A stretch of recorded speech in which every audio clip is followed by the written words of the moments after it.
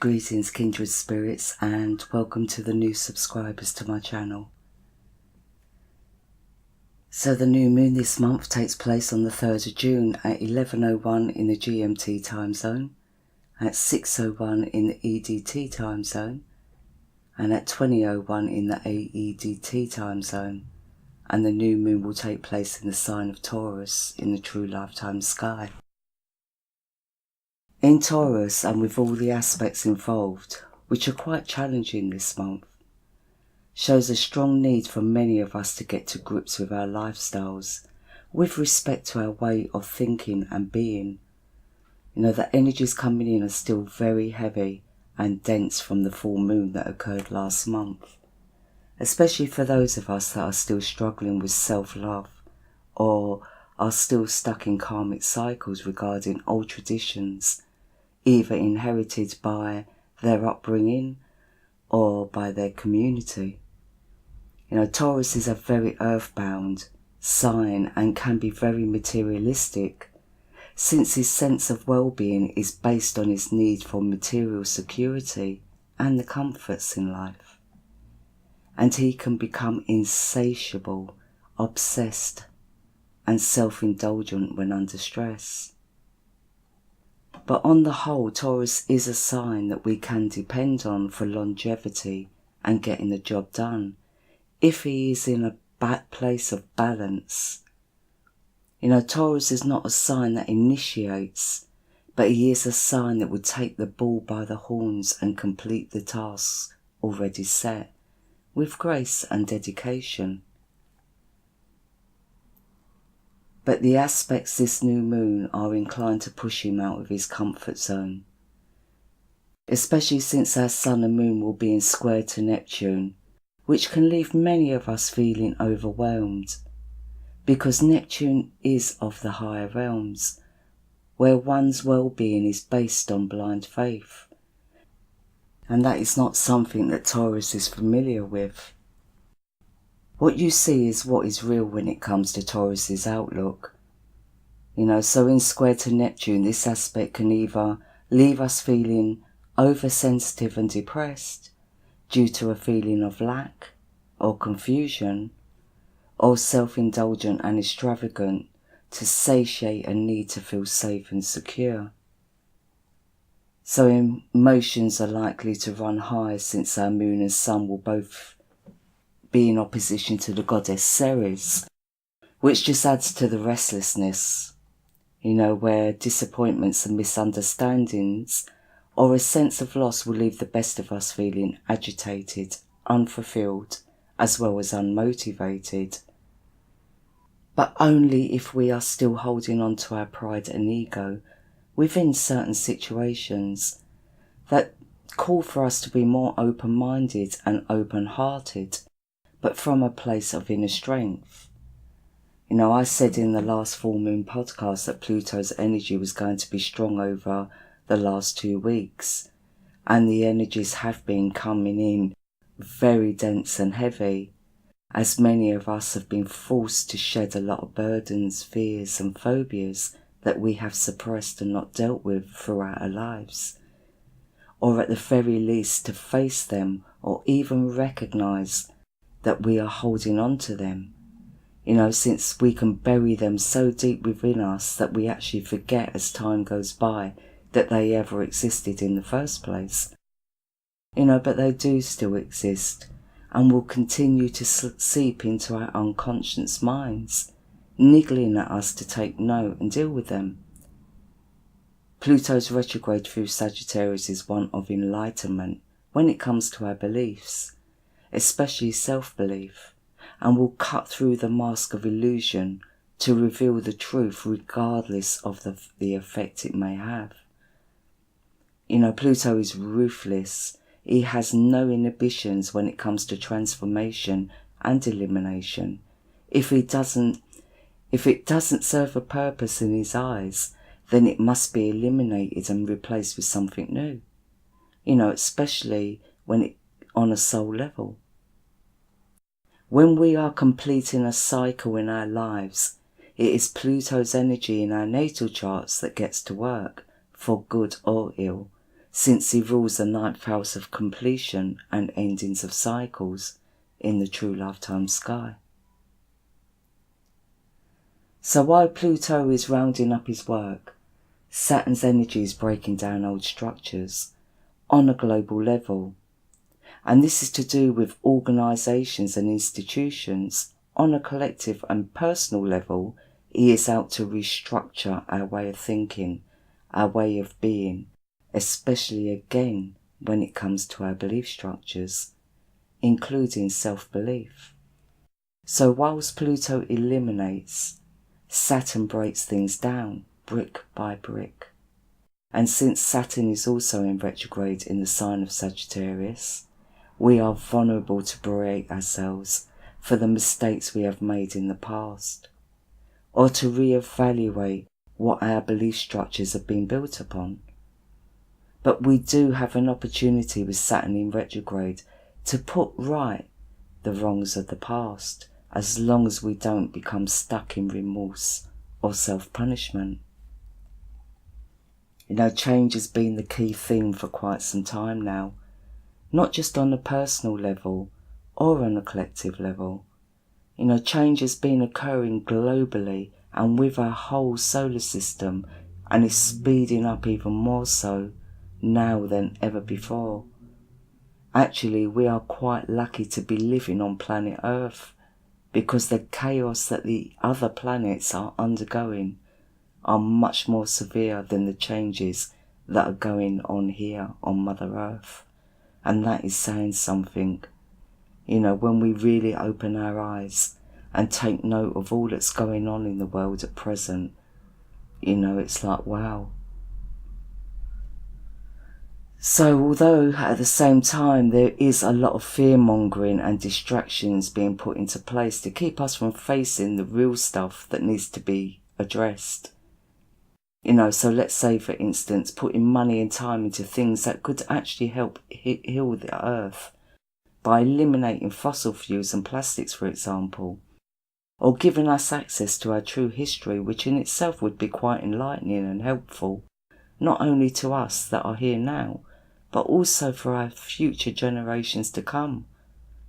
And that on that subject, that's just the tip of the iceberg. It would take a whole new podcast to really cover all the subjects. On a personal and collective level, many are being forced to let go of what they are familiar with when it comes to their belief systems, or repetitive situations that keep them stuck in karmic cycles and prevents them from truly achieving their goals. We must make it our intention to embrace that which will lead us into the growth and the wisdom that is needed. And deep down, we all know this, and we all yearn for it. So self-pity and self-indulgence is definitely not the way to go this new moon. We have 3 T-squares. One which of course is the ongoing T-square between the moon's nodes Saturn and Pluto. Throughout this last year, the North Node has mostly been handling its own corner, solo, but now has Mars and Juno in conjunction, which ramps up the need for us to step into our personal power and take the reins when it comes to us fulfilling our destinies and achieving our goals, in whatever context that may be for each and every one of us on a personal level, which will also depend on our own personal natal chart.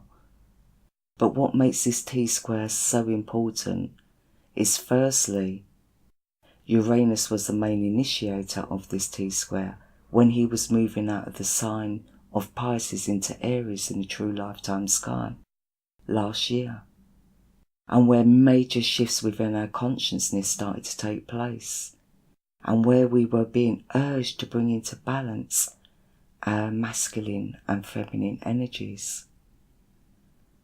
Then Saturn and Pluto joined forces with the South Node around March of this year, which put a further pressure on us to start clearing out the old to make way for the new.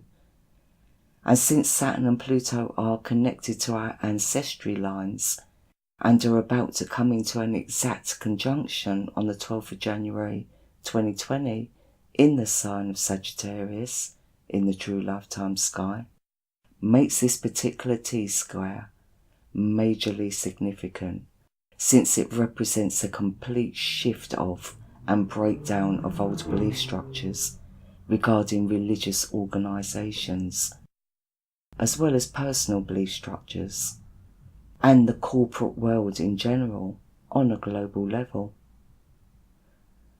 For those of you that are not aware of this particular T-square and the Saturn-Pluto conjunction, please do listen to my previous podcast, which I've pasted the link to below in the description box.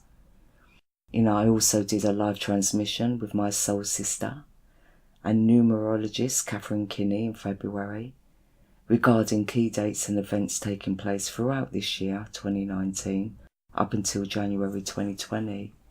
And that podcast is also linked in the description box below for those of you that are interested in knowing more detail, or those that haven't heard it already. So since this particular T-square has changed players once again, this new moon has heightened the need for us to bring a further balance to our inner divine masculine and feminine energies, our material desires and our spiritual values. Since the last full moon, Pluto's energy has been very strong, working on eliminating inner fears, phobias, and our lack of faith. Mostly, regarding ourselves and our abilities. But now Saturn is stepping in and will demand that we face our misgivings and mistakes, to take responsibility for our actions, especially since Mars is in opposition now, which is a very energetic and active planet. And as Mars is in conjunction to our North Node and Juno, it does suggest that these energies will play out in our commitments, our relationships, and our ability to take a risk, which further puts pressure on us, since the Taurus moon would rather stick with the familiar and is definitely not a risk taker, although the Taurus moon does hold a lot of strength and endurance, but can also be stubborn and headstrong. But although in saying that, Mars can be headstrong too.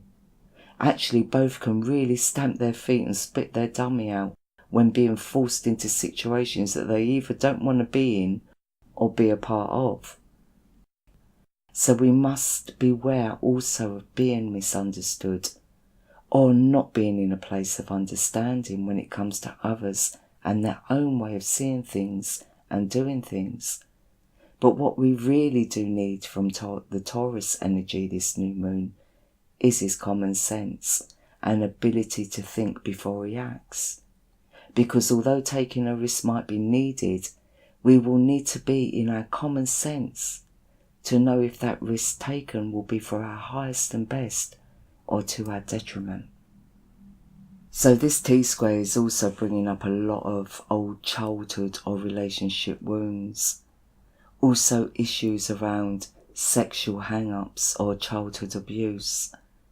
So if there is any suppressed feelings around these particular subjects, this new moon will actually be bringing them into light, especially as Pluto continues to clear out the old and is associated to the root chakra or with the root chakra. And at 26 degrees in Sagittarius, it is likely to take these issues way back to our ancestry lines. So, we're not just clearing out our own emotional wounds, but also those of our elders and our ancestors. This is such an important time, because this subject isn't just a personal one, it is also a collective one on a global level. Sagittarius is a sign of belief systems and faith, representing religion, philosophy and the higher mind, but in an institutionalized sense. Sagittarius's ruler Jupiter is still retrograding through Ophiuchus, and Ophiuchus is the sign of the divine feminine, Christ consciousness, and she is not in favour of institutions. She is a free spirit and does not support any corporate establishment that is man-made, because her connection to the divine, the creator of the universe, comes from her inner temple, and she relishes in the natural world of nature and the elementals. She does not have to be among a body of people to pray, because she is fully aware that there is no separation and that we are all one in holy communion, continuously with the divine. To her, meditation is a constant state of being where there is no beginning or end. It is a continuous cycle, a way of being. So between Jupiter retrograding in Ophiuchus and Saturn and Pluto retrograding in Sagittarius, we are becoming fully aware of the spiritual war that has been taking place for many a century, that has been based on control, greed and manipulation. Even Ophiuchus herself was evicted from her rightful place on the Ecliptic because of the knowledge that this constellation holds. The knowledge that we are all divine beings of light and love and are capable of so much more than we are led to believe. So the ongoing T-square I have been following since last June, the great awakening that is currently taking place on our Earth, and the Saturn-Pluto conjunction in January 2020 are all preparing us for the rising of Ophiuchus' energy, the divine feminine. And our aim isn't to come in and destroy the masculine. It is to bring us back into our self-power, our self-love and our self-control, to help us unite in holy communion with nature and the universe, and to take her place beside the divine masculine as his equal once the evolution of his soul is completed. And it doesn't just refer to Ophiuchus sun or moon signs either. We all hold Ophiuchus in our charts. We all hold the 10th house of Ophiuchus in our charts. It is the knowledge that Ophiuchus holds that has been kept from us, all of us. So that is why so much emphasis has been placed on the twin flame union over the last few years. And that's not to say that the twin flame union between man and woman doesn't exist, because it does. But it is the divine union of our masculine and feminine energies within that is the most important part of the process. Once again, the balance of our material desires and spiritual values. Excuse that bag. Because if we are not whole or holy within ourselves, then how can we think we are ready to fulfill our true destiny as a collective, if our egos are not balanced with our sense of unconditional love? How can we call ourselves humanitarians if we are still stuck in cycles of fear, greed and lack? This is what this time is all about. It's about the evolution of the soul and the rising of divine consciousness. And we must stay focused and follow our own instincts with self-love and self-belief, not with ego and pride. The second T-square takes place between our Sun, Moon, Jupiter and Neptune, which puts a lot of us in a vulnerable position, since our perceptions can be quite distorted under this grand aspect, adding to the possibility again of misunderstandings or lack of clarity. For some, there could be a heightened sense of disillusionment through high expectations or a dissatisfaction with the status quo. We must beware of jumping into things too quickly or make any life-changing decisions, because the energies at present are just far too restless and stagnating for us to make decisions that are based on practicality and common sense, since it's the more negative qualities of Taurus that are being instigated this new moon. The third T-square between Chiron and the goddess Pallas and Mars, which again is forcing us to reassess our direction in life and to bring our spiritual values into balance with our material desires. It is human nature to want more, to have more, and to feel secure and loved. The reason why the energies are so intense and restless this new moon is because we are completing a cycle, and the upcoming full moon in Ophiuchus will be the grand finale to this year's cycle that started in January. And even if we are not openly aware of this, we are definitely feeling it on a deep soul level. So any restless energy we are feeling is down to not knowing what the future holds, as well as all the fear-mongering that is taking place within our media, and any unhealed wounds that are being brought to the surface in a seemingly cruel way. But although we cannot see it yet, there is a method to all this madness that we are currently in, and in time we will see that this particular time was necessary and was for our highest and best. The more we resist it is the more we are hindering our soul's growth and self-empowerment. But the more we embrace the unknown is the more magical and rewarding our path in life will be. So we must trust ourselves, be true to ourselves, and most of all respect everyone around us as our equal, with unconditional love and non-judgment, but also with integrity. So for this new moon and the next 2 weeks, I recommend that we continue to get out into nature as much as possible without neglecting our responsibilities. I recommend that we burn a pink and a blue candle for balance between the emotional and the spiritual, and the masculine and the feminine, and cedarwood or sandalwood incense for grounding and protection. And this month I have included 2 of Steve Nobel's meditations, since I feel they are both relevant to this new moon. One is for emotional healing to help us to allow our feelings to flow in a more harmonious way, and the second is for clearing out old wounds or any negative energy that we find ourselves stuck in or are still being affected by. I do recommend that we do the 2, but if one resonates more than the other, then please do follow your instincts. So let's just keep it real. Peace and much love.